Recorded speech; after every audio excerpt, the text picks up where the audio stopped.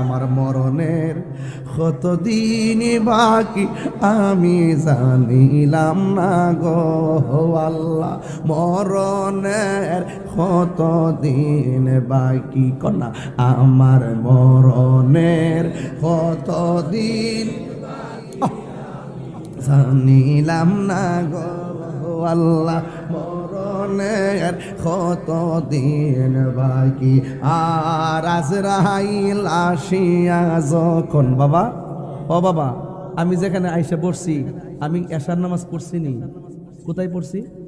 আপনার বাসায়। আচ্ছা বলেন, যদি না পড়ে এই রাস্তা দিয়ে আইতাম, রাস্তার মধ্যে যদি আমার মৃত্যু হইতো, তাহলে এক ওয়াক্ত নামাজ বাদ থাকতো নি। তাহলে কোন দিন যে মৃত্যু চলে আসে, আপনার ব্যস্ততার কারণে যদি নামাজ নাও পড়তে পারেন, কিন্তু ঘরে গিয়ে হলো, দোকানে ঢুকতে হলো, নামাজটা পড়ে ফেলবেন। কারণ আপনার মানে মরণটা যেন কাজা অবস্থায় না হয়, আপনার মরণটা যেন অপবিত্র অবস্থায় না হয়। কথা কন না, ঠিক কিনা কোন? আর আজরাইল আসিয়া যখন হস্তে, আপনার কি কষ্ট হইতেছে বলেন? আমারে কিন্তু বাইজানে বিষয় দিয়েছে নামাজের।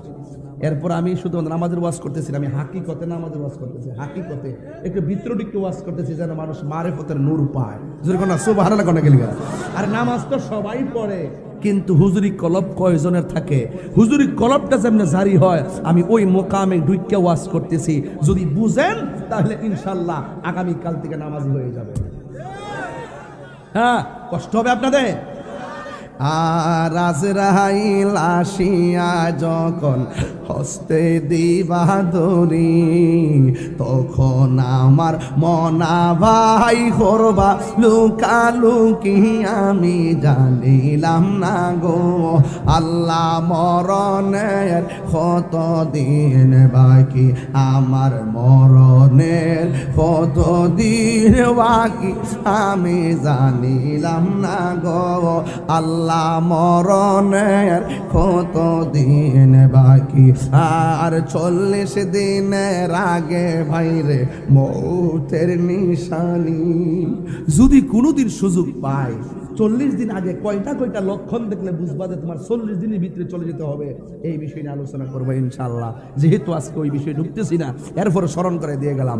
40 দিনের আগে ভাইরে মৌতের নিশানি, যেই জায়গা যার মরণ লেখা সেই জায়গা সে মরে আমি জানিলাম না গো আল্লাহ, মরণের কতদিন বাকি আমার মরণের কতদিন বাকি আমি